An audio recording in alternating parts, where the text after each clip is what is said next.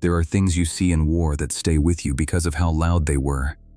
The crack of a rifle round passing inches from your head, the deafening roar of an airstrike, or the screaming of men who realize they are about to die.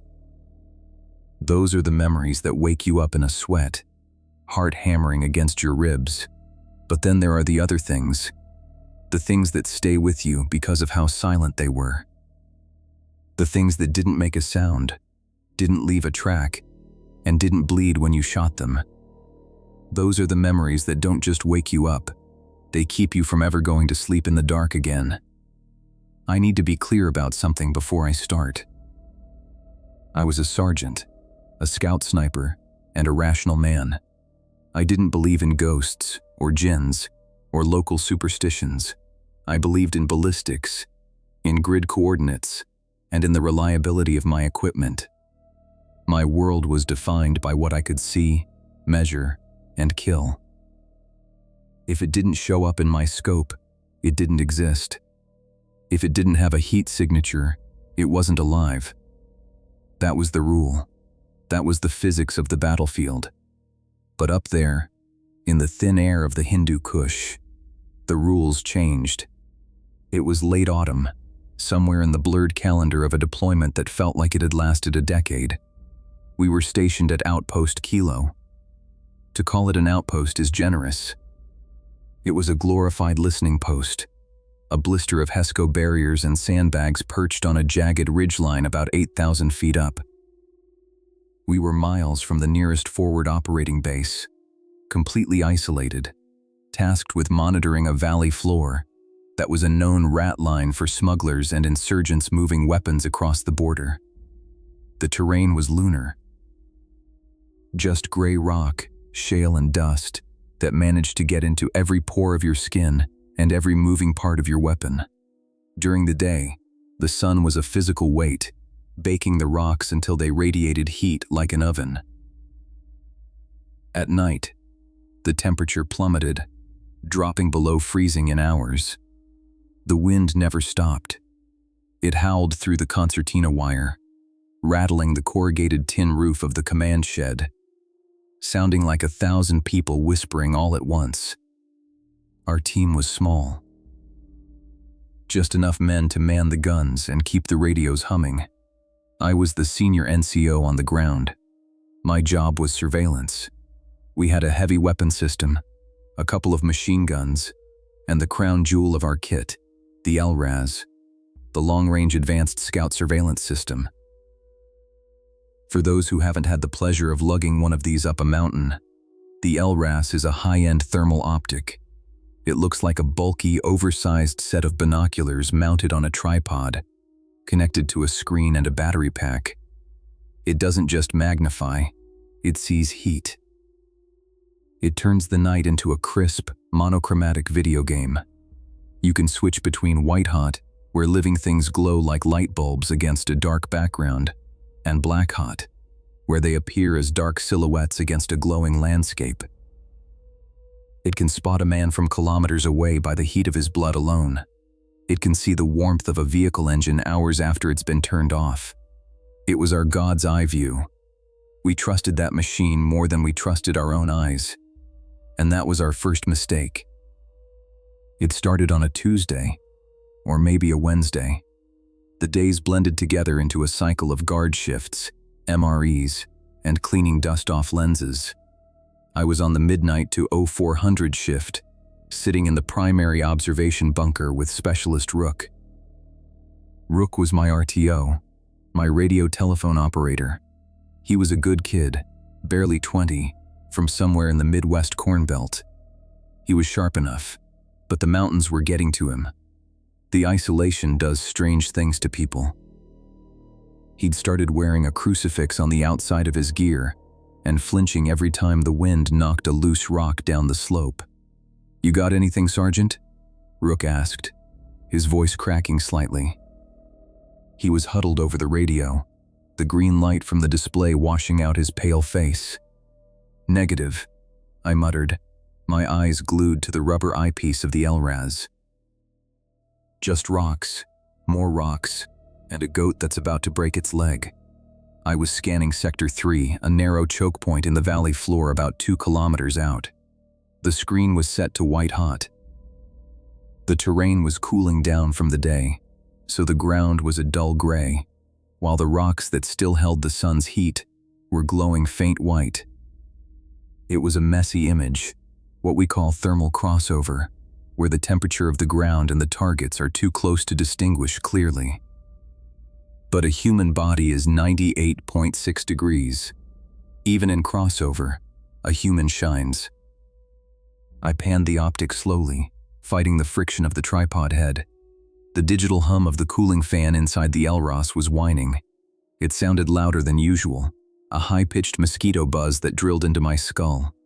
Fans running hard, I noted, more to myself than Rook. "It's freezing out there, Sarge," Rook said, blowing into his hands. "Why does it need to cool down?"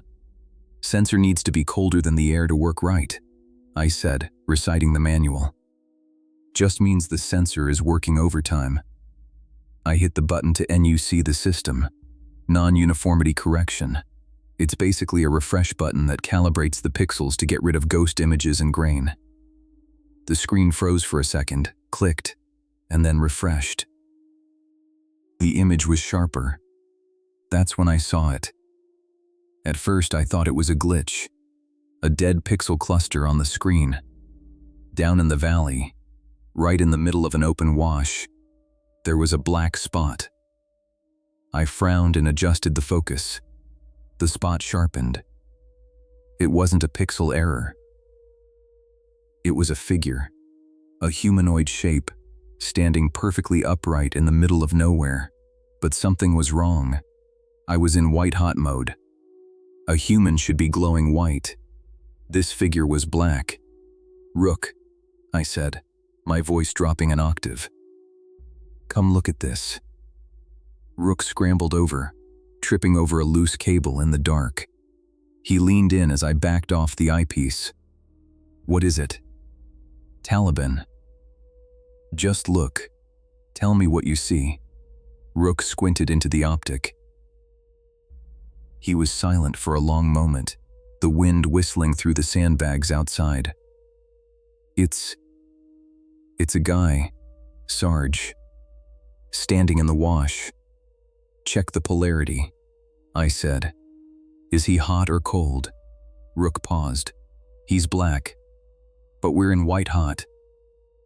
That means he's cold," I finished for him. I nudged him aside and took the controls back. "Not just cold, Rook. Look at the contrast. The rocks around him are gray. The ground is gray. He is pitch black. That means he's colder than the freezing ground. He's a void." I switched the polarity to black hot. Now the terrain glowed faintly, and living things should appear black. The figure instantly turned stark white. It was an inverted heat signature. In a world of thermal physics, this thing was a walking block of dry ice. "Maybe it's a poncho," Rook suggested, his voice trembling. "Maybe he's wrapped in a thermal blanket, masking his signature?" "Thermal blankets block heat," I corrected him, keeping the crosshairs on the figure. "They don't create cold." If he was under a blanket, he'd look like the ambient air. He wouldn't look like a hole in the world. As we watched, the figure moved. It didn't walk like a man. You know how a soldier walks, heavy, burdened by armor, stepping carefully on loose shale. Even the locals, who moved like mountain goats, had a rhythm to their step. This thing flowed. It glided over the uneven ground without bobbing up or down. It covered 10 meters in a second, stopping abruptly by a large boulder. Then, it looked up. We were 2 kilometers away and 3,000 feet up. We were invisible in the dark. But on that screen, the figure tilted its head back and looked directly into the lens. I felt a chill that had nothing to do with the mountain air. It felt like he was looking through the screen right into my optic nerve. "He sees us," Rook whispered. "Impossible," I snapped, though I didn't believe it myself. "We're dark. No IR floodlights. Nothing." Sarge, look at the ridge behind him. I panned slightly left. My stomach dropped. Coming out of the darkness of a ravine were two more signatures. Same anomaly, voids of absolute cold moving against the tepid background of the earth. They moved in perfect unison, like birds in a flock, spacing themselves out tactically. They weren't just wandering, they were patrolling. Get on the horn, I ordered, my training kicking in to override the fear. Call TOC. Tell them we have movement in Sector 3. 3 packs, military-age males, moving north. Rook fumbled for the handset. What do I tell them about the signature? Don't tell them anything about the signature yet. Just report the movement. I don't want Captain Vance asking if we've been smoking the local hash. While Rook stammered out the salute report to the Tactical Operations Center, I kept tracking them. They were moving fast now, heading up the scree slope toward the base of our ridgeline. That slope was a nightmare of loose razor-sharp shale. It took a fit Marine an hour to climb 100 meters of it. These things were sprinting up it. TOC says they have a bird in the air, Rook said, pressing the headset to his ear. A Reaper drone is transiting back to Bagram. They're diverting it to give us a look. Good, I said. Let's see what a multi-million-dollar camera sees. I kept my eyes on the LRAS. The 3 figures had stopped again. They were standing in a triangle formation, perfectly still. About 2 minutes later, the radio crackled with the voice of the drone pilot. He sounded bored, detached, sitting in a shipping container in Nevada or Creech Air Force Base, halfway across the world. Outpost Kilo. This is Slayer 1-6. We are on station. Tally your grid. Scanning for packs. Slayer. This is Kilo, I said, taking the handset from Rook. Contact is stationary in the open wash. Grid reference 443991. 3 individuals. There was a pause. The static hissed. Kilo, Slayer. I'm looking at your grid. I've got nothing. Just rocks. I frowned, jamming my eye back into the LRAS. They were right there, clear as day on my screen. Negative, Slayer. I have eyes on. 3 targets. Distinct formation. Copy, the pilot drawled. I'm switching sensors. Going to EO. EO meant electro-optical. Regular TV camera. If there was any moonlight, he should see them. Kilo, Slayer. Still negative. I am looking at a whole lot of nothing. Are you sure about your grid? I am staring right at them. I snapped, losing my patience. Check thermal. I am on thermal, Kilo. White hot. I've got a couple of warm rocks and a whole lot of cold dirt. No heat signatures detected. My blood ran cold. The drone was looking at the exact same spot. Its thermal camera, arguably better than mine, saw nothing. But my LRAS showed 3 figures standing there. Sarge, Rook whispered, tugging on my sleeve. Look at the screen. I looked. The figures on my screen were moving again. But they weren't moving up the hill. They were dancing. No, not dancing. Mimicking. One of the figures raised an arm and waved. A slow, deliberate wave. Then it spun in a circle. What are they doing? Rook breathed. They're signaling, I realized. But who? Then it hit me. The drone. The drone was circling overhead, banking in a standard surveillance orbit. The figures on the ground were turning in circles, matching the speed of the drone's orbit perfectly. They knew it was there. They knew we were watching. And they knew the drone couldn't see them. Slayer, do you see that movement? I yelled into the radio. Negative, Kilo. Still looking at rocks. You guys sure you're calibrated? High altitude can mess with the optics. I'm telling you there is movement." "Disregard," the pilot said, his voice tightening with annoyance. "We're low on bingo fuel. RTB. Kilo. Suggest you check your equipment." Slayer out. The drone buzzed away, its engine fading into the wind. On my screen, the three figures stopped spinning. They stood perfectly still for a second, the void of their bodies absorbing the faint ambient heat of the night. Then, slowly, all three of them turned. They weren't looking at the sky anymore. They were looking up the slope, directly at us. "They know the bird is gone," Rook said, his voice trembling so hard the radio handset shook against his chest. I watched as the lead figure took a step. Then another. It wasn't the frantic sprint from before. It was slow, deliberate. They began to walk up the impossible incline of the mountain, heading straight for our perimeter wire. I reached out and grabbed the charging handle of the .50 caliber machine gun mounted next to me. The metal was freezing cold, biting into my palm. "Wake up the lieutenant," I told Rook, keeping my eyes locked on the screen. "And tell Tariq to get up here."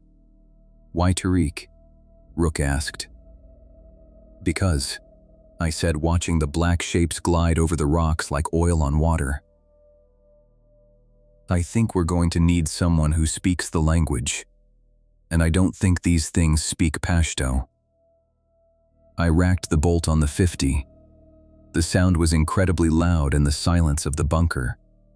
Down on the screen, the lead figure paused at the sound. It tilted its head, listening. Then it started moving faster. We had maybe 10 minutes before they reached the wire. I stared at the thermal image, praying for the batteries to die, praying for the screen to go black, praying that Captain Vance was right, and this was just a glitch. Because if it wasn't a glitch, then physics was broken. And if physics was broken, the heavy machine gun next to me wasn't going to do a damn thing.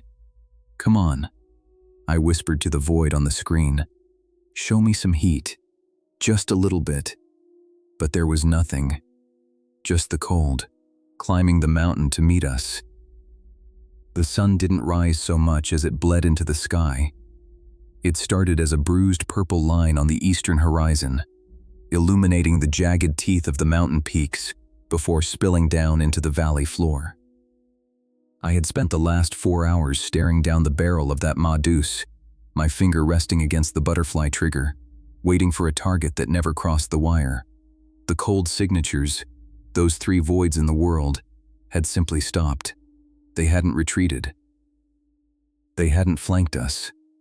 They had just stood there, about 300 meters down the slope, motionless in the shale, staring up at our position until the thermal crossover of the dawn washed them out.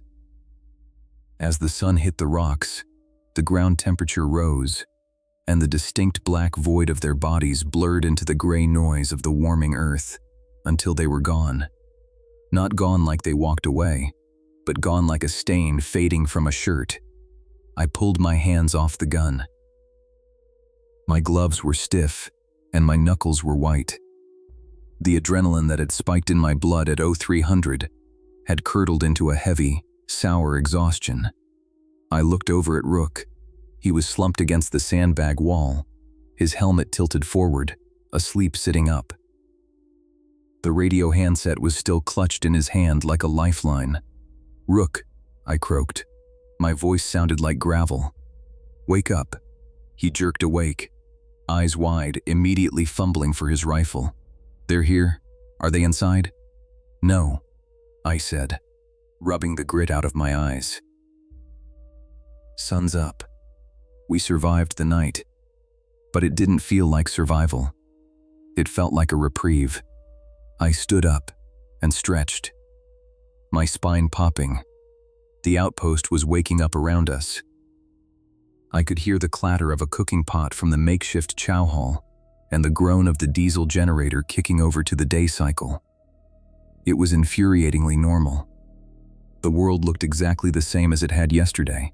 Gray rocks, blue sky, and the endless, dusty emptiness of the valley. If I hadn't seen the recording on the LRAS hard drive, I would have convinced myself I had hallucinated the whole thing. But I had the recording. Or so I thought.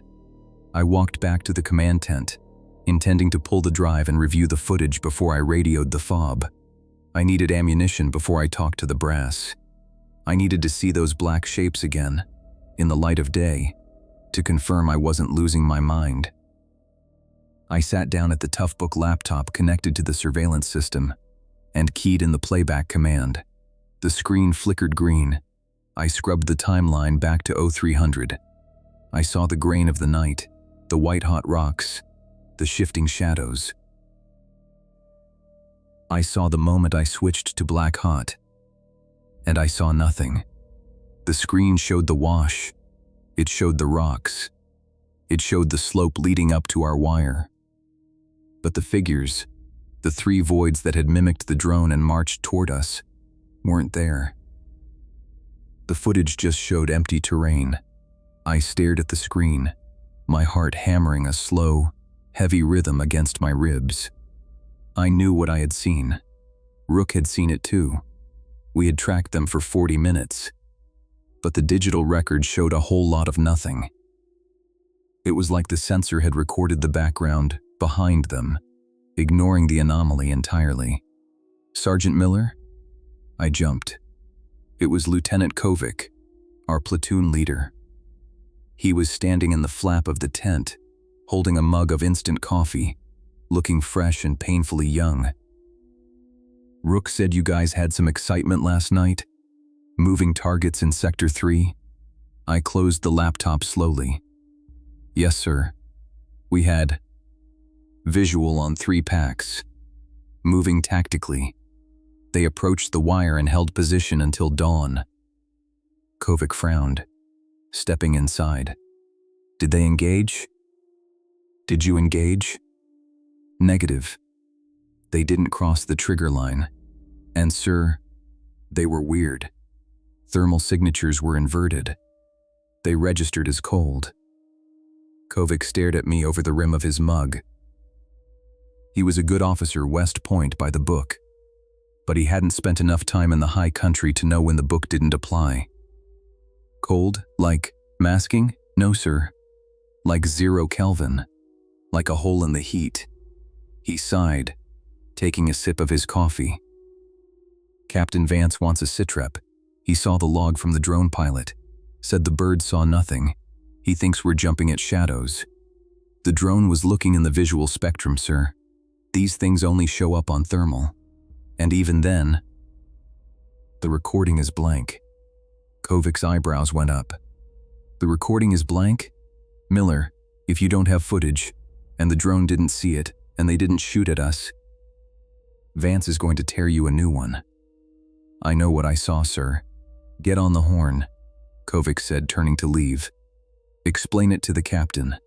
And Miller, get some sleep. You look like hell." I didn't sleep. Instead, I spent 20 minutes arguing with Captain Vance over the SATCOM radio.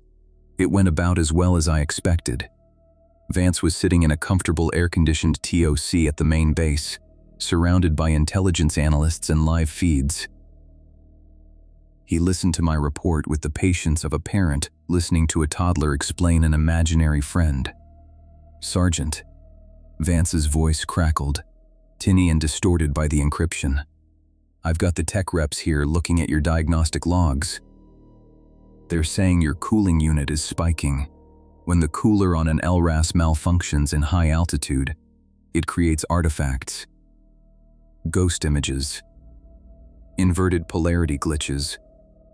You're seeing sensor noise. Sir, with all due respect, sensor noise doesn't march in formation," I said, gripping the handset tight enough to crack the plastic. "Sensor noise doesn't look up at the lens when you zoom in. The mind looks for patterns, Sergeant. It's called pareidolia. You see a smudge, your brain turns it into a man. Look, the valley is quiet. Intel says the Taliban moved south for the winter. You're watching rocks. I'm requesting a patrol, sir." I said, cutting to the chase. I want to send a team down to the wash. Grid 443-991. If it was a glitch, there won't be any tracks. If there are tracks, we know we have hostile movement. There was a long silence on the line. I could hear Vance talking to someone in the background. Finally, he came back. Fine, send a team, but keep it tight. I don't want you wandering halfway to Pakistan chasing glitches. You stay on the optics, Miller. Guide them in. And when they find nothing, I want you to perform a full NUC and recalibrate that system. Vance out. The line went dead. I stared at the radio, fighting the urge to throw it across the tent. 2 hours later, we were ready. Lieutenant Kovic organized a 4-man team to head down the slope. It would be Kovic, a corporal named Diaz, our medic Doc Evans, and a CW gunner named Jenkins. I would stay in the tower on the LRAS, guiding them by radio. The sun was high now, burning white in a cloudless sky. The heat shimmer was already rising off the rocks, making the air ripple like water. It was the worst possible time for thermal optics. The ground was hot, the rocks were hot, and the contrast would be garbage, but I didn't trust my eyes anymore. I climbed back into the observation bunker and powered up the system. Rook was sitting next to me, looking nervous. "You think they're still there?" he whispered. "If they are," I said, adjusting the focus ring, "we're going to find them." I watched on the screen as Kovic's team exited the wire. In the daylight thermal mode, they looked like white ghosts against a white background. It was hard to track them. I switched to black hot. Now they were black figures against a glowing white ground. Much better. Kilo 1, this is Overwatch, I radioed. I have you visual. Radio check. Good check, Overwatch. Kovic's voice came back, accompanied by the sound of boots crunching on gravel. We are moving to the objective, ETA 2 mics. I guided them down the switchbacks. It was slow going. The slope was steep, and every step sent a cascade of loose shale skittering down into the ravine. I scanned ahead of them, checking the wash where we had seen the figures. At first, the wash looked empty, just a jumble of boulders and scrub brush glowing with the day's heat. But as Kovic's team got closer, the image on my screen flickered. It happened in the corner of the display. A shadow. A patch of darkness that didn't match the shadows cast by the sun. I slewed the camera over. My heart stopped. There, sitting on a flat rock right in the center of the wash, was a figure. It wasn't moving. It was sitting with its knees drawn up to its chest, arms wrapped around its legs, head down. It looked like a child sulking. But on the thermal, it was a void, a perfect black cutout in the shimmering white heat of the valley. Kilo 1. Freeze. I barked into the mic. On the screen, the 4 black figures of the patrol stopped instantly. They went to a knee, weapons up, scanning. "Contact," I said, my voice shaking. "I have a target. 12 o'clock, 100 meters. Sitting on the large flat rock in the center of the wash." "Copy," Kovic whispered. Scanning. I watched as Kovic raised his binoculars. Diaz raised his rifle scope. They stared directly at the figure. "Overwatch, negative contact," Kovic reported. "I'm looking at the rock. It's empty." I blinked, pulling my eye away from the optic to look through the slit in the bunker. I grabbed my regular binoculars and focused on the wash. Through the glass, I saw the rock. It was gray, dusted with sand, and completely empty. There was nothing there. I went back to the thermal. The figure was still there, sitting, waiting. "He's there, sir," I insisted. "Check your thermal sights." "We don't have thermal on the rifles, Miller," Kovic hissed. We're running ACOGs. We are blind to IR right now. Are you sure? I am looking right at him. He is sitting on the rock. He's lifting his head. On the screen, the figure slowly uncurled. It stood up. It was tall, unnaturally tall, barely human in its proportions. It turned to face the patrol. He sees you, I said. Target is standing, facing your position. I don't see a damn thing, Miller. Diaz cut in, his voice tight. There's nobody there. Advance, Kovic ordered. Slowly, Miller, talk us onto him. Roger, move forward. Target is 50 meters. 12 o'clock. I watched the patrol creep forward. It was the most surreal thing I had ever seen.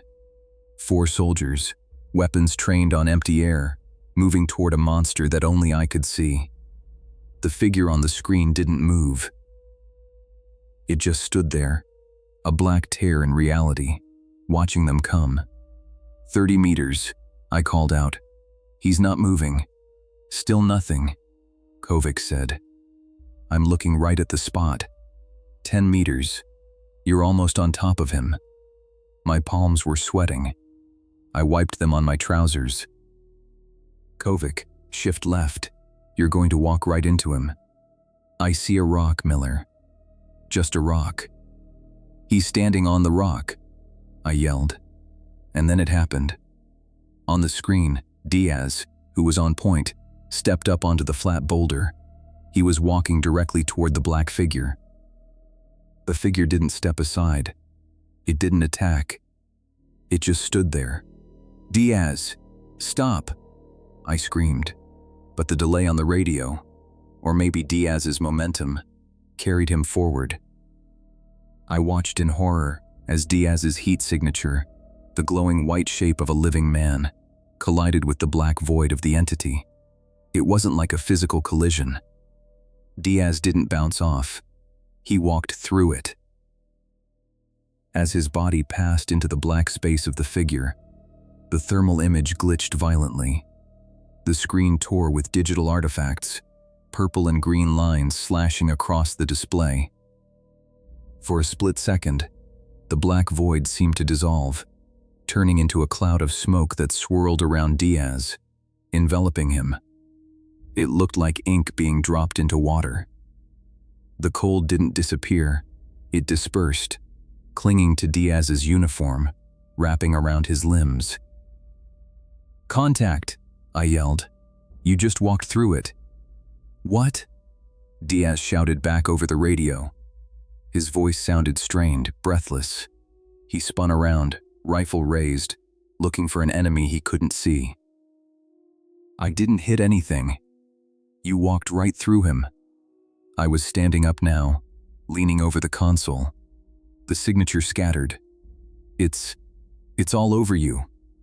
On the screen, the coherent shape of the humanoid was gone. But Diaz was no longer glowing white. He was mottled.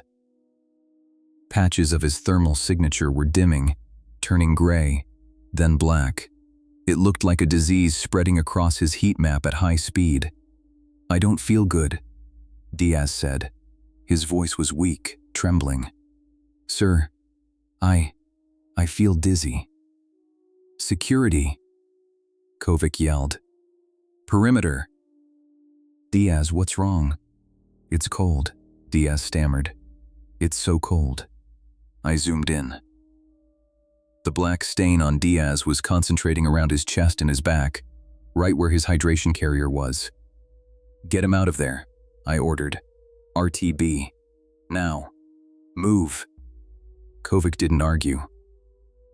He grabbed Diaz by the drag handle of his vest. We're moving! Jenkins, take rear guard. Go, go, go!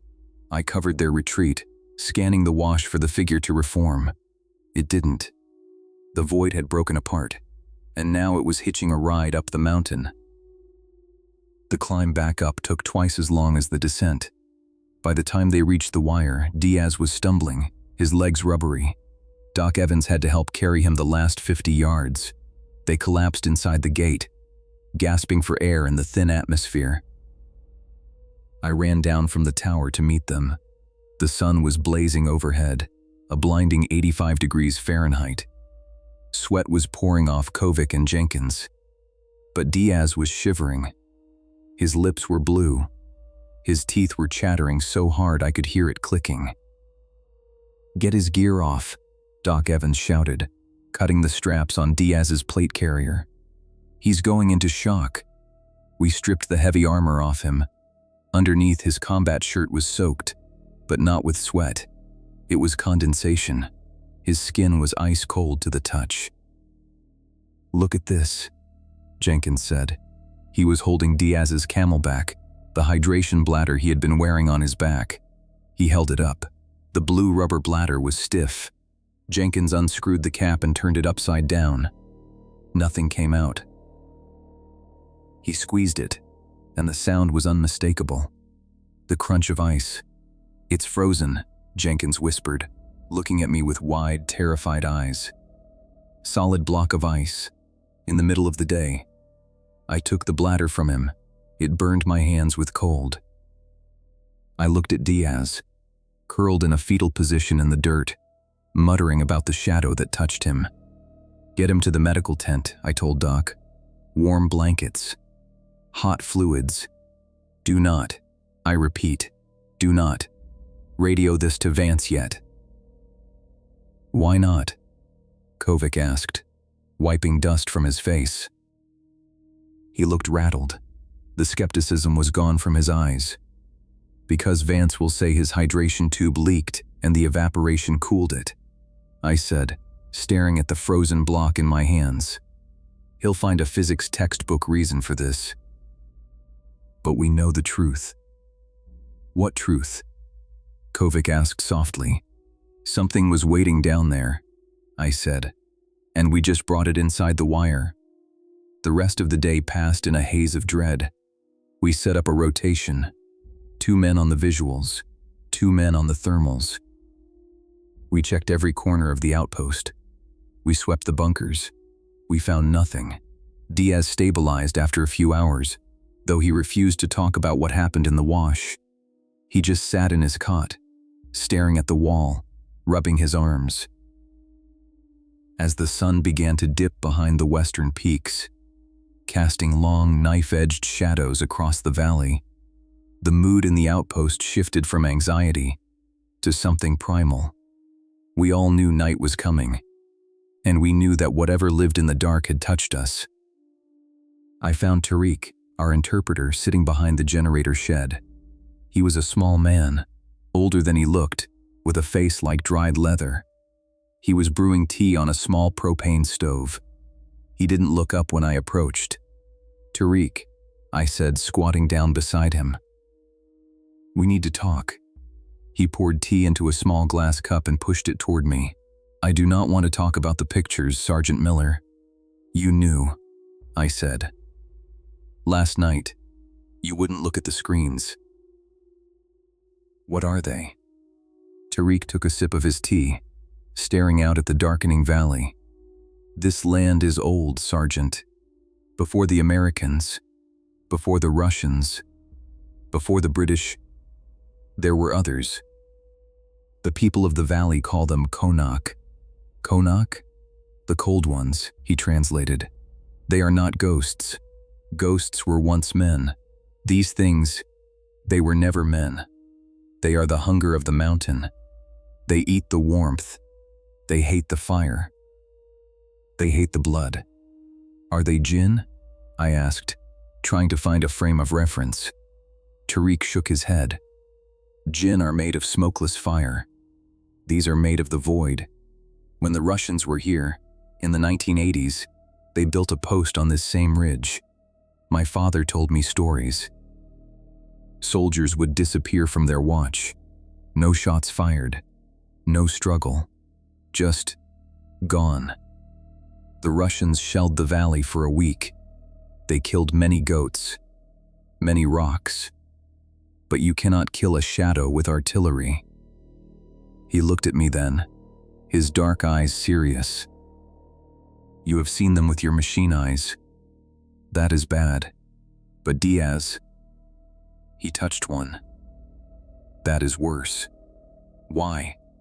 "Because now they have a taste," Tariq said softly. "They know where the heat is. And tonight, they will come for the rest." A chill went down my spine that had nothing to do with the dropping temperature. "How many?" Tariq shrugged. "How many shadows are in a mountain?" I stood up, leaving the tea untouched. "Get your gear, Tariq. You're sleeping in the command bunker tonight." I walked back to the observation post. The sun was gone. The sky was a deep, bruising purple, fading rapidly to black. The wind was picking up again, howling through the HESCO barriers. Rook was at the console. He looked pale. "Sarge, I did the NUC like Vance asked. Recalibrated everything. New batteries." "Good," I said, stepping up to the LRAS. "Let's see what's out there." I leaned into the eyepiece. The screen was dark. I reached out and flipped the switch to power it on. The cooling fan whined to life, louder than before, screaming against the silence. The screen flickered green, then settled into the grainy gray of the thermal image. I started scanning Sector 3, back toward the wash. My breath hitched in my throat. There weren't 3 of them anymore. The valley floor was alive. Hundreds of black spots littered the screen. They were everywhere, standing in the open ground, crouched behind boulders, lining the ridges of the ravine like spectators at a coliseum. There were tall ones, short ones, some that looked twisted and broken. All of them were pitch black, voids of absolute zero against the cooling earth. They weren't moving. They were all facing the same direction. They were all looking up at the outpost. "Rook," I whispered, unable to look away from the eyepiece. "Get the lieutenant." "Is it them?" Rook asked, his voice barely audible over the wind. I zoomed out, widening the field of view. The black dots extended as far as the lens could see. An army of ghosts, silent and cold, gathered at the foot of our mountain. "Yeah," I said, gripping the handles of the optic until my hands hurt. "It's them. And this time, I don't think they're waiting for an invitation." I watched as the front line of the black mass rippled. The first row of figures began to move. They didn't walk. They flowed forward, merging with the shadows of the rocks, beginning the ascent. "Wake everyone up," I said, my voice steady but hollow, "and tell Jenkins to bring every box of ammo he has. We're going to need it." I stayed on the scope, watching the tide of cold rise to meet us, knowing with a sinking certainty that the walls we had built to keep out men with AK-47s were going to be useless against this. Physics was broken, and we were about to find out what happens when reality gives way to the nightmare. The next 10 minutes were a blur of controlled chaos, the kind that only happens when a unit goes from a dead sleep to a stand-to alert. I was shouting orders before I even stepped away from the LRAS, my voice cracking over the wind. Rook was already scrambling out of the bunker, banging on the corrugated tin of the sleeping quarters, screaming for everyone to get on the wall. Lieutenant Kovic burst into the command post 30 seconds later, his boots unlaced, his plate carrier thrown hastily over his t-shirt. He looked wild-eyed, the kind of look a man gets when he's woken up by the end of the world. "Report, Miller," he barked, crowding into the small space of the bunker. "What do we have? Is it a mass assault?" "Look at the screen, sir," I said, stepping aside and pointing to the display. I didn't have the words to describe it. He needed to see the math for himself. Kovic leaned in, squinting at the grainy thermal image. I watched his face. I watched the blood drain out of it until he looked as gray as the rocks outside. He didn't say anything for a long time. He just stared at the hundreds of black voids, that army of nothingness, flowing up the side of our mountain like an oil slick moving uphill. "That's a battalion," Kovic whispered. "That's a whole damn battalion." "They're not Taliban, sir," I said, checking the charge on my rifle. "Taliban don't move like that. And Taliban have body heat." "Are they masking?" Kovic asked, desperate for a rational explanation. "Some kind of thermal camouflage suits?" "The Chinese have been working on." "Sir," I cut him off, sharp and hard. "Look at the temperature readout. The ambient ground temp is 32 degrees Fahrenheit. Those targets are registering as off the scale. They aren't masked. They are absences. They are holes in the world. And they are coming for the heat." Kovic straightened up, shaking his head as if to clear the cobwebs of logic that didn't apply here. He was a good officer, but he was an engineer at heart. He wanted problems he could solve with geometry and firepower. This was neither.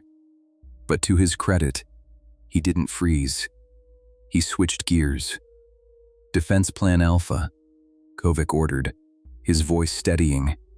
"I want the SAW and the 240 Bravo on the north wall. Interlocking fields of fire. Miller, you stay on the optics. You are the only one who can see them. You have to call the targets. If you don't tell us where to shoot, we're just making noise." "Roger that," I said. "But sir, tell the men not to let them get close." Diaz touched one. "You saw what happened.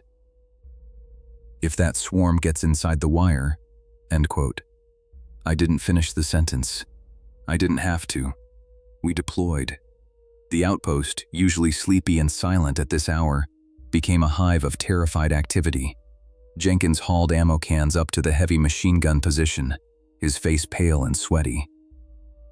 Doc Evans was prepping triage in the command tent, checking his tourniquets, though I doubted a tourniquet would do much good against hypothermia.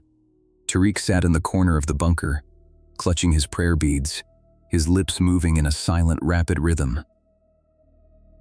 I settled back behind the LRAS. My world narrowed down to that green glowing rectangle. The swarm was closer now. They had crossed the wash and were starting the steep ascent up the scree slope. It was a brutal climb. For a human, it meant scrambling on hands and knees, lungs burning in the thin air, sliding back one step for every two you took. These things didn't scramble. They flowed. They moved with a fluid, liquid grace, upright and unbothered by gravity. It was hypnotic in the worst possible way. "Tariq," I said, not taking my eyes off the screen. "Come here." The interpreter hesitated, then shuffled over, keeping his distance from the display as if it were radioactive. "You said the Russians had a post here," I said, panning the camera to track the lead elements of the swarm. "You said they shelled the valley. What happened to them? The soldiers?" Tariq swallowed hard. "They did not come back, Sergeant. The helicopter came to pick them up in the spring. The outpost was empty. There were no bodies, no blood. The equipment was there. The food was there. The stove was still waiting to be lit. But the men were gone. All of them? All except one," Tariq whispered. "They found one man hiding in the fuel storage tank. He had welded the hatch shut from the inside. When they cut him out, he was frozen. In May, he was a block of ice. I felt a cold knot tighten in my stomach." "He froze to death inside a fuel tank?" "He froze because they touched him," Tariq said. "They take the fire, Sergeant. They want to be warm. They have been cold for a very long time." I looked back at the screen. The lead figures were 300 meters out. They were closing the distance fast. "Captain Vance needs to know." Kovic's voice came over the radio network. "Rook, get the FOB on the line. Tell them we are under imminent assault by a superior force. Request immediate air support." "I don't care if they have to wake up the president." We need fast movers with flares and ordnance. Now. On it. Rook's voice cracked over the comms. I glanced at the TRSS control box sitting next to the thermal monitor. The tactical remote sensor system. We had buried seismic sensors all along the approach trails weeks ago. They were designed to pick up the vibrations of footsteps, vehicles, or digging. If a goat walked past one, the needle would jump. I looked at the readout. Flatline. Hundreds of entities, weighing God knows what, were marching up a slope of loose, noisy shale, less than 300 meters away. And the ground wasn't vibrating. Not even a tremor. "Lieutenant," I said into the radio handset. "Check your seismic sensors." "I'm looking at the repeater," Kovic replied. "They're dead. No activity." "They aren't dead, sir. The sensors are working. These things, they don't have mass, or they don't touch the ground like we do. They aren't tripping the vibration alarms. That's impossible." Jenkins cut in from the machine gun nest. "If I can shoot it, it has mass." "We're about to find out, Jenkins," I muttered. The waiting was the worst part. In a normal engagement, you hear the enemy coming. You hear the thump of a mortar leaving the tube, or the snap of a round passing overhead. You have sensory input. But this was silent. The wind howled, the generator chugged, but the enemy made no sound. No war cries, no radio chatter. Just the relentless, silent approach of the void. 200 meters, I called out. They're spreading out, flanking left and right. They're surrounding the ridgeline. "I don't see anything," Jenkins yelled. "I'm looking right at the kill zone." "It's empty." "Trust the thermal, Jenkins," I shouted. "Do not fire until I give the command. You'll just give away your position." Then, the movement on the screen changed. The swarm stopped. All at once, the hundreds of black figures froze in place. It was like someone had hit the pause button on a video. They stood among the rocks, perfectly still. Why did they stop? Rook asked from the radio desk. "Did the FOB say anything?" "FOB says air support is 20 mics out," Rook said, his voice trembling. "They're scrambling a pair of A-10s from Bagram, but Sarge, Vance wants to know why the seismic sensors are flat if we have a battalion at the gate." "Tell Vance to come up here and ask them himself," I snapped. I zoomed in on the lead figure. It was the same one from the night before. I was sure of it. Taller than the others, elongated limbs. It stood on a ridge of shale, looking up at the outpost. Then, it raised an arm. It pointed. Not at me. Not at the main bunker. It pointed at the latrine trench on the eastern perimeter. "Rook," I said, my blood running cold. "Where are you right now?" "I'm in the bunker with you, Sarge." "No, I mean, who is on the eastern wall? By the latrine?" "Nobody," Kovic answered over the net. We pulled the perimeter tight. That sector is covered by claymores. "I'm seeing a signal," I said. "The lead element is signaling to the east. Rook, grab your rifle. Go to the eastern slit. Check the wire." Rook hesitated. "Sarge, Go!" I roared. Rook grabbed his M4 and scrambled to the firing port on the east side of the bunker. He shoved his face against the rubber eye cups of his night vision goggles. The NVGs amplified available light, turning the night into a grainy green phosphor image. "I don't see anything," Rook reported. "Green and clear, just the wire and the trench." I slewed the LRAS camera violently to the right, swinging it around to cover the eastern approach. The servo motors whined in protest. I focused on the wire line where Rook was looking. My heart hammered against my ribs like a trapped bird. On the thermal screen, right there, standing inside the outer coil of concertina wire, was a figure. It wasn't 200 meters away. It was 10 feet away. It was crouching low, right in front of the firing port where Rook was standing. "Rook, get back!"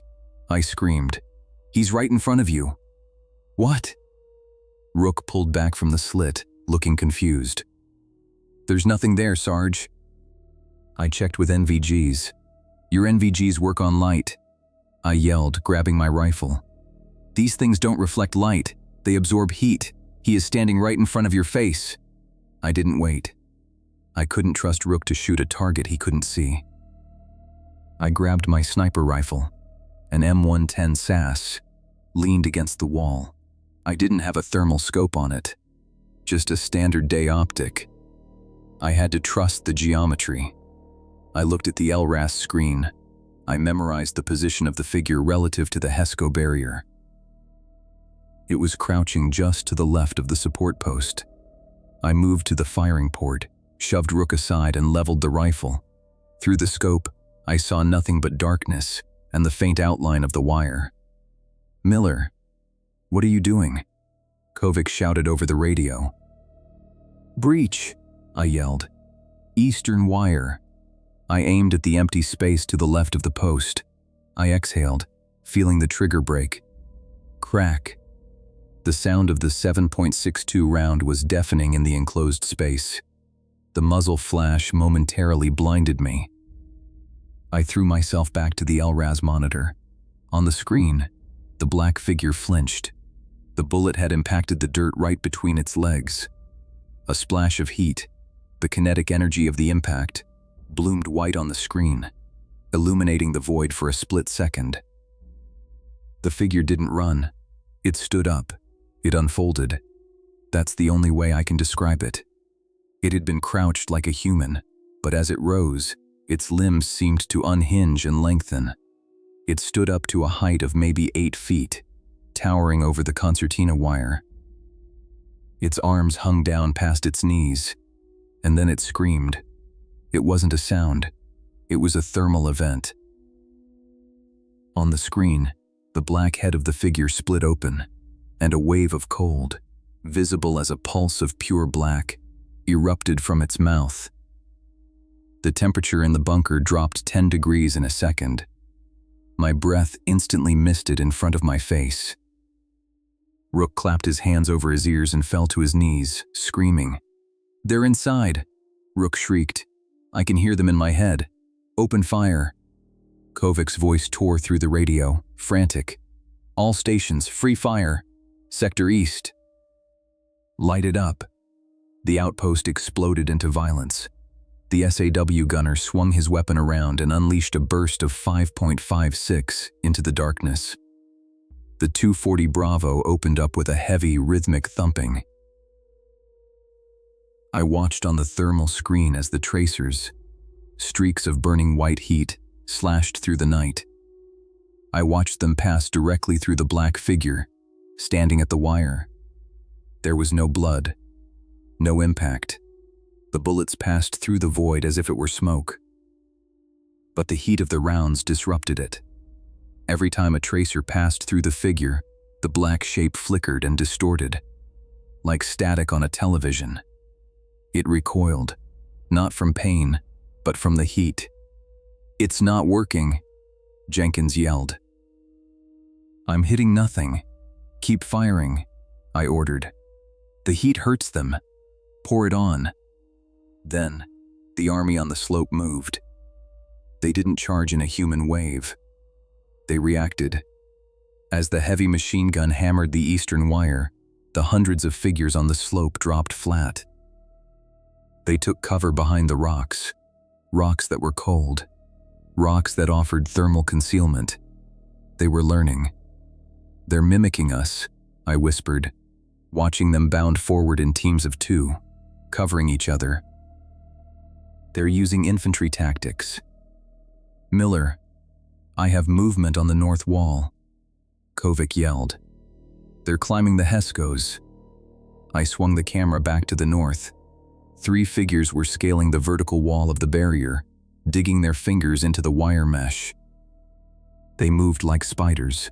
"Jenkins, traverse left," I screamed. "Top of the wall, 10 feet from your position." Jenkins swung the big gun. He couldn't see them, but he sprayed the top of the wall with lead. The tracers chewed up the sandbags.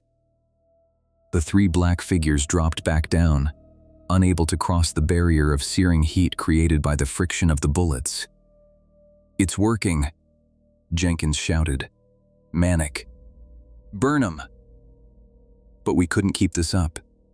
We had limited ammo, and they had unlimited numbers. "Cease fire," I yelled. "Short bursts. Don't melt the barrels." The firing sputtered and died down. The silence that followed was heavier than before.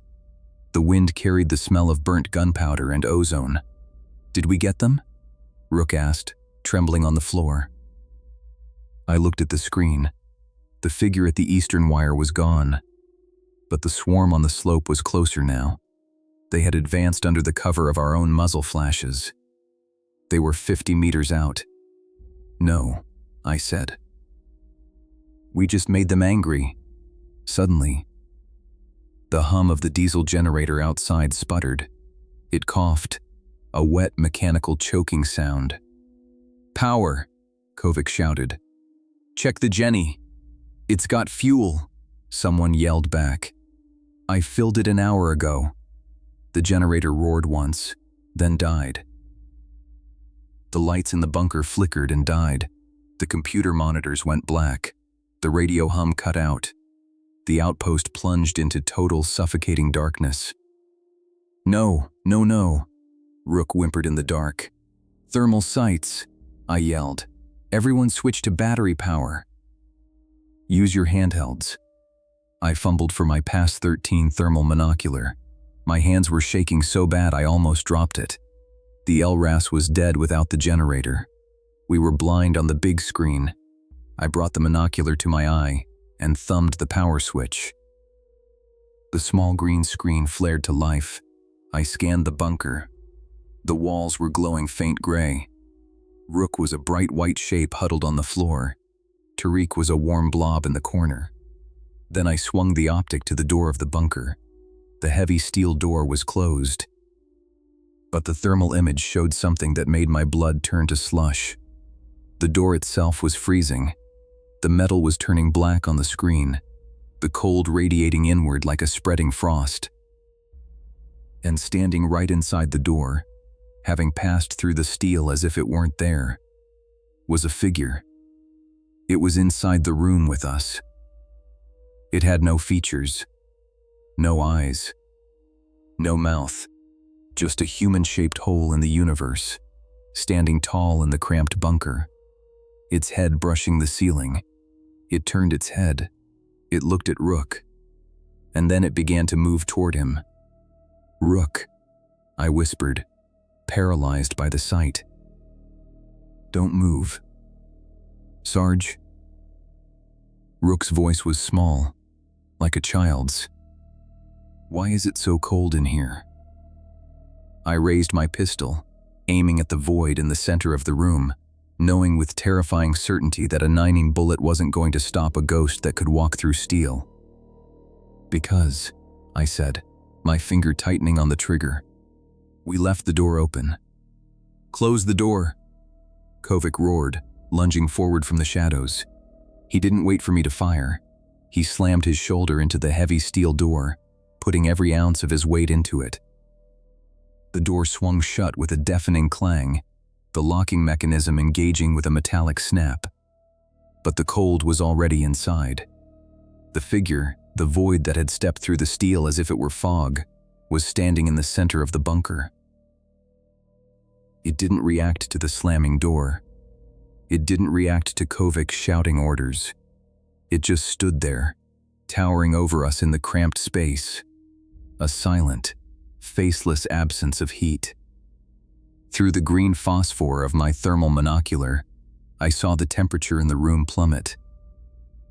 The walls, which had been glowing a dull gray from the day's heat, were rapidly turning black. The air itself seemed to thicken, turning into a freezing mist that swirled around the entity's feet. "Don't touch it," I yelled, backing away until my spine hit the cold concrete wall. "Stay away from it." Rook was on the floor, curled into a ball, his teeth chattering so hard it sounded like a machine gun. "Make it stop," he whimpered. "Please, make it stop." The entity turned its head slowly. It looked at Rook. Then, with a motion that was almost gentle, it reached out a long, shadowy arm. "Fire!" Kovic screamed. I squeezed the trigger. The pistol bucked in my hand. Bang! Bang! Bang! 3 rounds. 3 muzzle flashes that illuminated the room in strobe light bursts. I saw the bullets impact the chest of the figure. I saw the thermal splash as the hot lead passed through the cold void. The entity flickered, its form destabilizing for a second, like a television signal losing reception. It recoiled, taking a step back. The heat hurt it. "It's working," I shouted. "Keep hitting it." Kovic raised his rifle and fired a controlled pair into the center of mass. The noise in the enclosed bunker was unbearable, a physical pressure that hammered against our eardrums. The figure stumbled again, its edges blurring. But then, my slide locked back. Empty. I fumbled for a fresh magazine, my fingers numb and clumsy. Reloading! In that moment of silence, the entity recovered. It didn't attack us. It didn't strike out. Instead, it did something worse. It opened its mouth, or where a mouth should have been, and inhaled. It wasn't a breath of air. It was a suction of energy. On the thermal screen, I watched as the heat was ripped from the room. The warm glow of the radio equipment turned black. The residual heat in the generator casing outside the wall vanished. And then, I saw the heat being pulled from Rook. Rook screamed, a high, thin sound that cut through the ringing in my ears. On the monitor, his body, which had been a bright white beacon of life, began to dim. His extremities turned gray. His core temperature was dropping, sucked out of him and into the void standing 5 feet away. "It's feeding," Tariq yelled from the corner. "It is taking the life." "Rook, get up," I shouted, slamming the fresh mag home. "Move." Rook tried to crawl, but his limbs were stiff. He was freezing to death in seconds. The entity took a step toward him, its form becoming more solid, more defined, as it absorbed the energy. It was growing stronger. "No!" Kovic yelled. He didn't fire. He dropped his rifle and grabbed a red canister from the emergency rack on the wall. A road flare. He ripped the cap off and struck the igniter. Ice SS. The flare erupted into blinding red brilliance. In the thermal optic, it was like a miniature sun had just been born in the room. The heat was intense, searing. The entity shrieked. It wasn't a vocal sound. It was a psychic vibration that rattled my teeth. The sudden, overwhelming heat of the magnesium flare was agony to it. It flailed, throwing its long arms up to shield its face, retreating into the corner of the room. "Get out!" Kovic screamed, waving the sputtering flare like a sword. "Everyone out! Go to the secondary bunker!" I grabbed Rook by the back of his vest and hauled him to his feet. He was dead weight, his skin ice cold. "Move your legs, Rook! Move!" I kicked the door open. The wind outside hit us, but compared to the supernatural chill inside, it felt like a warm breeze. We spilled out into the night, stumbling over the gravel. "Go! Go!" Kovic was right behind us, backing out of the doorway, holding the flare in front of him. The red light cast long, dancing shadows across the compound. We ran. We scrambled across the open ground toward the secondary bunker, a smaller sandbag emplacement on the southern edge of the perimeter. As we ran, I looked back. The entity didn't follow us out. It stayed in the command post, trapped by the intensity of the flare Kovic had left burning on the floor. But outside, the outpost was lost. The swarm had breached the wire. Through my thermal monocular, I saw them. Dozens of them. They were everywhere. Climbing over the HESCO barriers, crouched on the roof of the chow hall, standing in the open ground like statues. They weren't attacking in a frenzy. They were moving methodically, checking every tent, every vehicle, looking for heat. "Don't shoot unless they block you," I ordered, dragging Rook toward the secondary bunker. "Save your ammo." We dove into the small emplacement, Kovic diving in last and slamming the heavy wooden door. He jammed a metal pipe through the handles to bar it. "Is everyone here?" Kovic gasped, leaning against the door, chest heaving. I did a quick head count in the green glow of the optic. Me. Kovic. Rook. Tariq. "Where's Jenkins?" I asked, looking around. "Where's Doc and Diaz?" Kovic's face fell. They were in the medical tent. On the north side. "We have to go back," I said, moving toward the door. "No!" Kovic grabbed my arm. "Look at the screen, Miller, look at the north side." I raised the monocular and looked through the firing slit. The medical tent was 50 yards away. It was glowing. Not with fire, but with cold. The canvas walls were pitch black on the thermal, radiating a deep freeze, and surrounding the tent were 20 or 30 of the entities. They were standing in a circle, facing inward, their arms raised. Inside the tent, I saw 3 faint heat signatures. Doc, Jenkins, and Diaz. They were huddled together in the center. But their light was dimming, fading. "They're draining it," I whispered. "They're sucking the heat right through the canvas." "We can't get to them," Kovic said, his voice breaking. "If we go out there, we die. And we can't save them." I watched, helpless, as the 3 lights inside the tent grew fainter and fainter. I saw Jenkins try to fire his weapon, a brief flash of heat, but it was swallowed instantly by the cold. The circle of entities tightened. The tent collapsed inward as the canvas froze and shattered like glass. Then, the lights went out.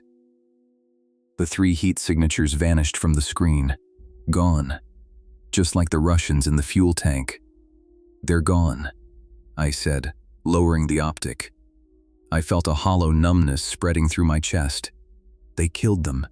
Rook was sobbing in the corner, rocking back and forth. "We're next. We're next." "Shut up, Rook," I snapped, though I didn't mean it. I just needed him to be quiet so I could think. We were trapped. 4 men in a 10 by 10 sandbag bunker. No radio, no heavy weapons. And outside, an army of things that ate heat was finishing its meal and looking for dessert. "The flare worked," Kovic said suddenly. "Did you see that? The flare hurt it." "Magnesium burns at 4,000 degrees, I said. "It was like throwing holy water on a vampire."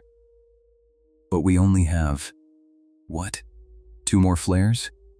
"3, Kovic said, checking his pouch. "And we have the thermite grenades for destroying the crypto gear." "Thermite," I repeated. "That burns even hotter." "It melts steel. If we can bottle them up," Kovic said, his engineer brain working overtime. "If we can funnel them into a kill zone and hit them with intense heat, maybe we can drive them back." "Drive them back to where?" Tariq asked quietly. "They are the mountain. You cannot drive the mountain away. We just need to survive until sunrise," I said. "The sun drives them underground. We saw it this morning. When the sun hit the rocks, they disappeared." I checked my watch. It was 0200. We had 4 hours until dawn. 4 hours, Kovic muttered. "Can we hold this door for 4 hours?" Thud. The heavy wooden door shuddered. Something had impacted it from the outside. Not a knock. A slam. Thud. "They found us," Rook whispered. I raised the monocular to the door. On the other side of the wood, I saw a mass of cold. Not one figure. 5 or 6 of them, pressing against the door, their bodies merging into a single wall of black. The wood was beginning to freeze. I could hear the fibers cracking, snapping under the thermal stress. "They're freezing the door," I said. "It's going to shatter. Get ready," Kovic yelled, pulling the pin on a thermite grenade. "When that door breaks, I'm tossing this in the gap. Shield your eyes." We huddled against the back wall, weapons trained on the door. The thudding stopped. Instead, a high-pitched creaking sound filled the bunker. The wood was groaning, shrinking as the moisture inside it froze instantly. Then, with a sound like a gunshot, the door exploded. It didn't swing open. It shattered into 1,000 splinters of frozen wood, blowing inward as if hit by a battering ram. The cold rushed in. Kovic didn't hesitate. He tossed the thermite grenade into the doorway. Foosh! The grenade ignited. A fountain of white-hot sparks erupted, spraying molten iron and blinding light across the entrance. The heat was instantaneous and unbearable. It felt like standing inside a furnace. The entities screamed. It was the same sound as before, but multiplied by a dozen voices. A chorus of agony. The figures in the doorway thrashed, their black forms boiling away where the sparks touched them. They scrambled back, retreating from the inferno. "It's holding them," Kovic yelled, shielding his face from the glare. "They can't cross it, but thermite burns fast. It would be over in 40 seconds. What do we do when it goes out?" Rook screamed. I looked around the bunker. It was a dead end. Sandbags, dirt floor, ammo crates. There was no other exit. Wait. Ammo crates. I looked at the stack of green metal cans in the corner. They were marked with yellow stencils. 40 mm HEDP. High explosive dual purpose. Grenades for the MK-19 automatic launcher we had mounted on the truck that was parked right outside the bunker. "The truck," I said. "The Humvee. Is the MK-19 still mounted?" "Yes," Kovic said. "But it's outside. If we can get to the truck," I said, formulating a desperate plan. "We can use the thermal sight on the Krauss system, and we can use the 40 mm. Explosions create heat. Big heat. It's 20 feet away," Kovic said, looking at the dying thermite. 20 feet through a swarm of ghosts. "I'll go," I said. "I'll cover you. I have the monocular. I can see them." "No," Kovic said, grabbing my shoulder. "I'm the officer. I go. You cover me." "Sir, that's an order, Sergeant," Kovic snapped. He looked at me, his eyes hard. "You're the best shot. You keep them off me. I'll get to the gun." The thermite sputtered and died. The doorway was a glowing red ruin, but the intense white heat was gone. The cold began to creep back in. "Now!" Kovic yelled. "Covering fire!" He sprinted out of the bunker, diving through the smoking doorway. I stepped out behind him, raising my rifle. Through the thermal optic, the world was a nightmare. The courtyard was filled with them. They were recoiling from the thermite, but now they were turning back. "Contact left," I screamed, firing 2 rounds at a figure lunging for Kovic. The bullets passed through it, disrupting its form just enough to make it hesitate. Kovic scrambled up the side of the Humvee. He grabbed the handles of the turret and swung himself into the gunner's hatch. "I'm up," Kovic yelled. "Charging the gun." He racked the heavy bolt of the MK-19. But then I saw it. On the roof of the Humvee, Right behind Kovic, a figure was rising from the metal. It had been lying flat, merging with the cold steel of the roof. Now it stood up, looming over him. "Behind you!" I screamed. "Sir, behind you!" Kovic spun around, but he was too slow. The figure reached out and grabbed Kovic by the head. It didn't crush his skull. It just held him. Kovic went rigid. He didn't scream. He just gasped, a horrible, wet sound. On my thermal screen, I watched as his head turned black. The heat was sucked out of his brain in an instant. His body went limp, dropping like a puppet with cut strings. He slumped over the gun, dead before he hit the turret ring. "No!" I yelled, firing wildly at the figure on the roof. The figure ignored the bullets. It looked down at Kovic's body, feeding on the last remnants of warmth. Then, it looked up. It looked at me. And behind it, the rest of the swarm began to advance. I stumbled back into the bunker, dragging Rook with me. Tariq was already pressing himself into the dirt, praying loudly. "He's dead," I said, my voice hollow. "The lieutenant is dead. We're going to die," Rook sobbed. "We're going to die right here." I looked at the door. It was gone. We had no more thermite, no more flares, just a few magazines of ammo and a pistol. And they were coming.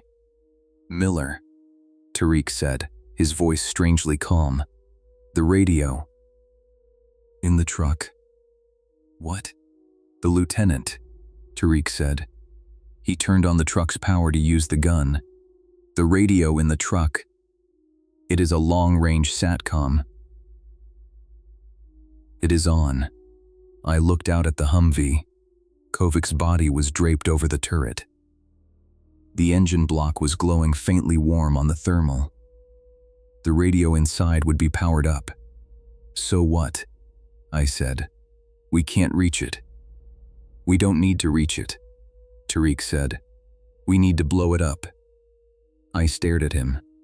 Then I looked at the ammo crates in the corner. "The 40mm grenades," I said. "If we detonate them, the explosion will be massive. The heat, it will kill the truck," Tariq said. "It will kill the radio. But the fire, it will be a sun, a small sun." "And us?" Rook asked. "We're 10 feet away. We're behind sandbags," I said. "We might survive the blast. But the heat will clear the courtyard. It will drive them back long enough for the sun to rise." I grabbed an ammo can. I pried the lid off. Inside were belts of golden grenades. "Rook," I said, "give me your last grenade." Rook handed me his M67 fragmentation grenade. His hands were steady now. He knew it was the end, one way or another. "I'm going to throw this into the can," I said. "Then I'm going to throw the can out the door, toward the truck. When it goes off, it's going to set off the grenades in the truck too." "Do it," Rook said. I pulled the pin on the frag. I held the lever down. I placed it gently inside the ammo can, nestled among the 40mm rounds. "Get down," I yelled. "Face in the dirt." Mouth open. I grabbed the heavy can. I stepped to the ruined doorway. The entities were 5 feet away. A wall of cold. "Eat this," I snarled. I heaved the can with everything I had. It sailed through the air, landing with a heavy clatter right next to the Humvee, right under the fuel tank. I dove back into the bunker, tackling Rook and Tariq, covering their heads with my body. 1 second, 2 seconds, 3, boom. The world turned white. The concussion hit us like a sledgehammer, lifting me off the ground and slamming me back down. The sandbags groaned. Dust poured down on us. And then came the heat. Even through the walls, I felt it. a wave of searing, blistering heat that washed over the bunker. Outside, the fuel tank of the Humvee detonated, adding a fireball of diesel to the high explosives. The screaming of the entities was drowned out by the roar of the fire. I imagined them burning. I imagined their cold, void bodies boiling away in the purification of the flame. I lay there in the dirt, ears ringing, blood trickling from my nose, waiting for the fire to die down, waiting to see if anything was left standing. Minutes passed. The roar of the fire settled into a crackling hiss. I rolled over and crawled to the doorway. My thermal monocular was smashed, the lens cracked. I didn't need it. The courtyard was lit by the burning wreckage of the Humvee. The flames were orange and real, and the courtyard was empty. No black figures, no voids, just the fire licking at the blackened stones. I looked at the sky. The eastern horizon was turning gray. "Rook," I whispered. "Tariq, look." They crawled up beside me. We watched the sun crest the peaks, the beautiful burning sun, chasing the shadows back into the earth. We were alive. But as I looked at the charred remains of the truck and the empty space where Kovic had been, I knew it wasn't a victory. It was just a sunrise, and the night would come again. We didn't move for a long time. The three of us, Rook, Tariq, and me, sat huddled in the dirt of the secondary bunker, watching the sun drag itself higher into the sky. It wasn't a triumphant sunrise. It was just a change in lighting. The valley floor, which had been a theater of nightmares only an hour ago, was now just a collection of scorched rocks and smoking wreckage. The fire from the Humvee had died down to a sullen, greasy smolder, the black smoke drifting straight up into the still morning air. There was no victory in the silence. Victory implies you beat the enemy. We hadn't beaten anything. We had just survived because the planet rotated. Around 0800, the thumping of rotor blades echoed off the canyon walls. It was the QRF, the Quick Reaction Force, finally arriving from Bagram. Two Black Hawks came in low and fast, kicking up a storm of dust as they flared for landing on the small helipad outside the wire. A squad of Rangers poured out, weapons up, scanning for threats that weren't there anymore. I watched them through the firing slit. They looked so professional, so kinetic. They moved with the aggressive purpose of men who expected a gunfight with the Taliban. They had no idea they were walking into a graveyard haunted by something that didn't care about their body armor or their M4s. A captain I didn't recognize strode toward our bunker, flanked by two RTOs. I kicked the door open, what was left of the barricade anyway, and stepped out into the light. I must have looked like hell. My uniform was torn, covered in soot and dried blood from a nosebleed. I hadn't slept in 30 hours. "Sergeant Miller?" the captain asked, looking me over with a mixture of concern and confusion. "Captain Vance sent us. We tried raising you on comms, but, well, looks like you had some technical difficulties." He gestured to the smoking ruin of the Humvee. "We had a breach, sir," I said. My voice sounded flat, detached, like I was speaking from underwater. "We lost the CP, lost the lieutenant, lost Jenkins, Doc, and Diaz." The captain's face hardened. "Taliban?" I looked at Tariq. He was sitting on an ammo crate, staring at his hands. I looked at Rook, who was shaking so hard he couldn't light the cigarette he had stuck in his mouth. "Something like that, sir," I said. The next 6 hours were a blur of standard operating procedure designed to sanitize a disaster. The Rangers secured the perimeter. A medevac bird came in to pick up the bodies, or what was left of them. They found Lieutenant Kovic draped over the MK-19. He wasn't burned, despite being 5 feet from a fuel explosion. He was pristine. His skin was alabaster white, completely drained of blood and cold as stone. The medics couldn't get a rigor mortis reading because his joints were frozen solid. They found Jenkins, Doc, and Diaz under the collapsed canvas of the medical tent. It was the same story. No bullet wounds, no shrapnel. Just 3 men huddled together, frozen into a single, grotesque sculpture of fear. Their faces were masks of terror, eyes wide and milky white with frost. The Rangers were spooked. I could hear them whispering as they zipped the body bags. They talked about chemical weapons, about some new experimental gas that freezes the lungs. They talked about how unnatural the cold was in the tent, even with the sun beating down on the canvas. I didn't correct them. I didn't say a word. I knew that if I told the truth, if I said that the mountain itself had stood up and eaten the heat out of my friends, I'd be on a plane to Landstuhl for a psych eval before the sun set. Around noon, a different helicopter arrived. A small, unmarked little bird. 2 men in civilian clothes got out. They didn't have ranks, but they carried themselves with the kind of arrogance that screams intelligence. They walked straight to the command bunker. I followed them. They were inside, looking at the LRAS system, or what was left of it. The generator failure and the subsequent power surge had fried most of the electronics, but the hard drives were ruggedized. One of the men, a guy with a buzz cut and Oakleys, was pulling the drive bay out of the chassis. "Don't touch that," I said from the doorway.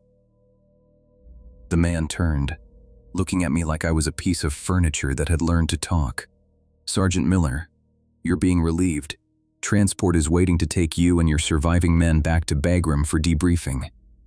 "I want to see the footage," I said, stepping into the room. "I want to see what's on that drive." "The drive is classified property of the United States government," the man said, sliding it into a padded case. "And frankly, Sergeant, based on your report to Captain Vance, we suspect the equipment was malfunctioning heavily. Sensor artifacts, glitches. We need to analyze it to see why the cooling units failed." "It wasn't a glitch," I said, my voice rising. "You know it wasn't a glitch. Why are you here? Who sent you?" The second man, older, with gray hair and a scar on his chin, stepped forward. He put a hand on my shoulder. It wasn't a friendly gesture. It was a restraint. "Sergeant," he said softly, "you've been through a traumatic event. High-altitude cerebral edema can cause hallucinations, paranoia, visual disturbances. It happens to the best operators. You lost your CO. You lost your team. Your mind is trying to make sense of a chaotic firefight by inventing a monster. It's a coping mechanism." I looked at him. I looked at his calm, reasonable face, and I realized then that they weren't here to investigate. They were here to clean up. "What about the bodies?" I asked.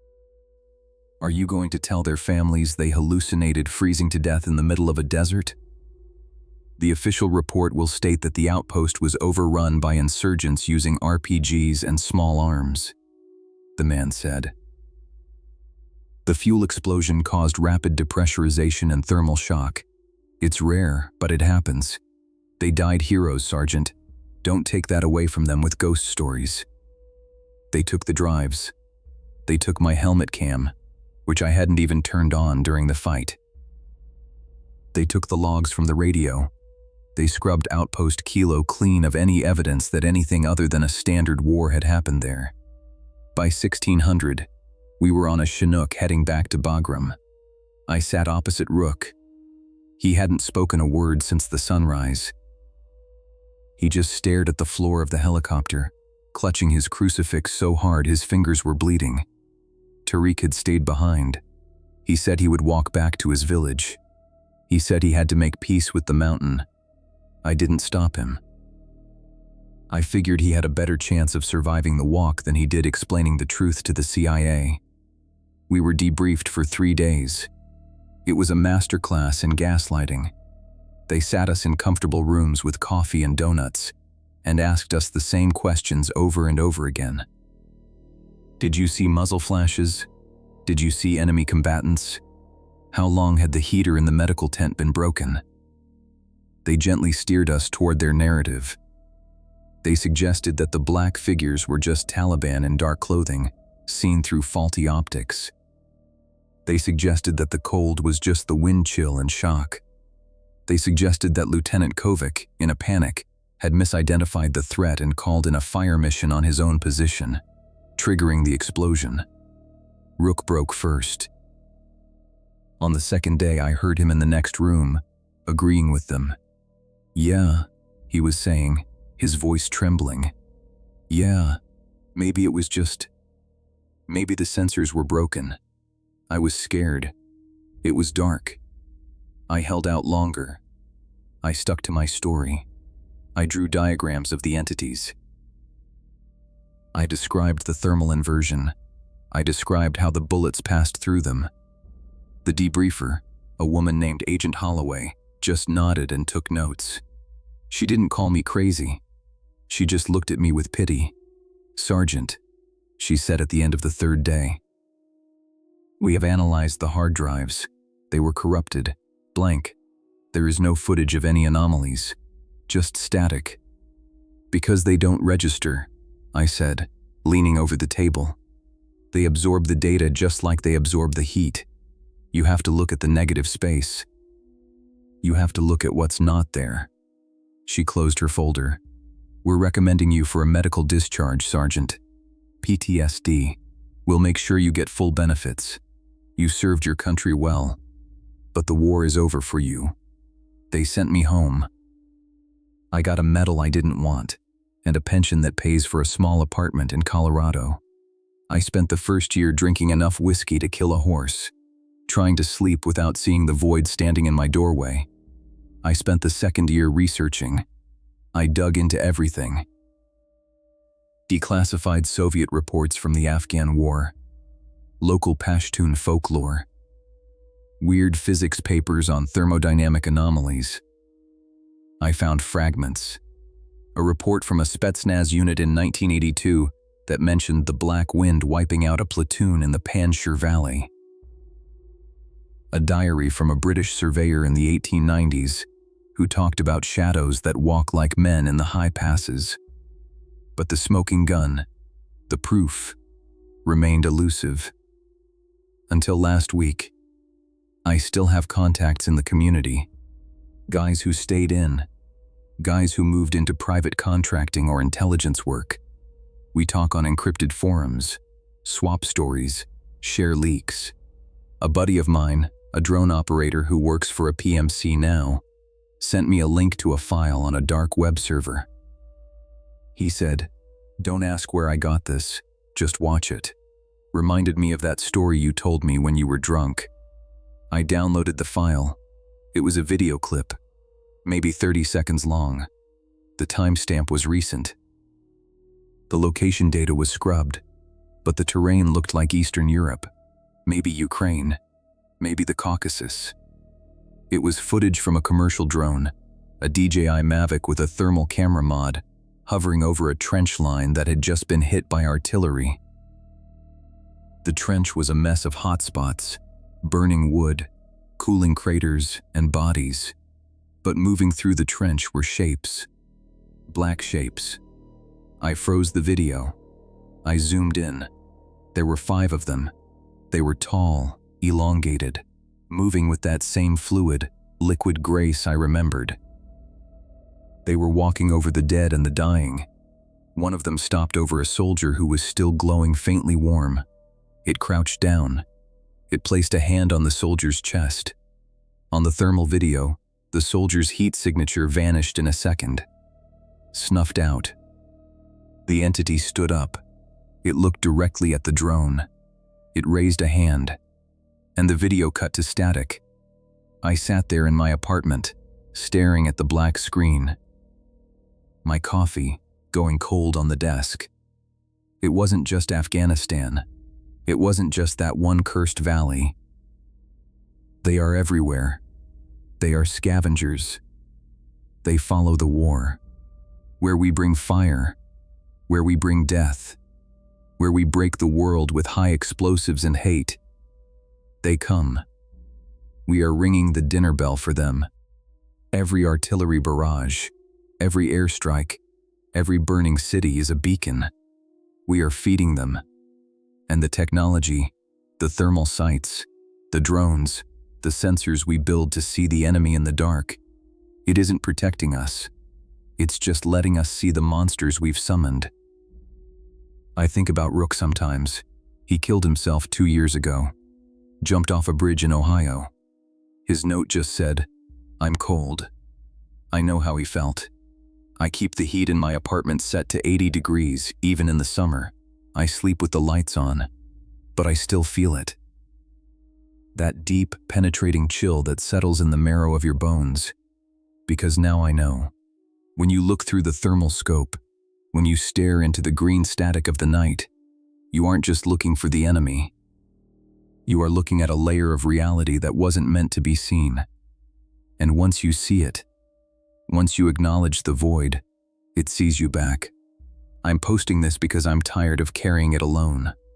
I don't care if you believe me. I don't care if the agency comes knocking on my door to scrub this post. Just do me a favor. If you're downrange, if you're on watch tonight, and you're scanning your sector with an LRAS or a thermal scope, and you see a glitch, a dead pixel, a black spot that moves against the grain, don't zoom in. Don't call it in. Just pray the sun comes up before it notices you watching, because the night is full of things that are hungry, and we have barely begun to understand what we are sharing the dark with.